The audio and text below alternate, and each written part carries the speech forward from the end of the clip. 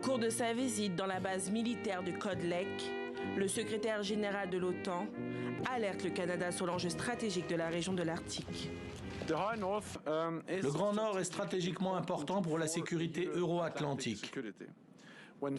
Lorsque la Finlande et la Suède rejoindront l'OTAN, 7 des 8 pays arctiques seront membres de l'OTAN. Le chemin le plus court vers l'Amérique du Nord pour les missiles et les bombardiers russes passerait par le pôle Nord. La Russie avance ses pions vers le pôle Nord. Avec la fonte des glaces, la région est de plus en plus accessible.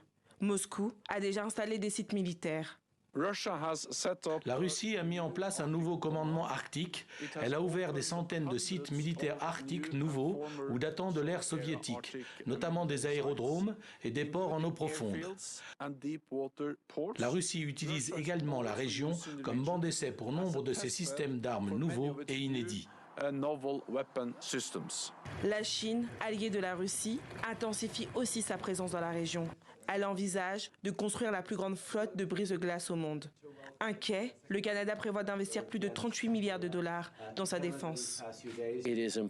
Il est important que nous reconnaissions toutes les réalités géopolitiques changeantes auxquelles le monde est maintenant confronté et, à travers l'alliance de l'OTAN, les pays investissent davantage dans la capacité de sécuriser le territoire de l'OTAN, y compris dans l'Arctique. Le Canada intensifie et continuera d'intensifier ses investissements en matière de défense. L'OTAN va également renforcer sa présence dans le Grand Nord et investir dans de nouvelles structures.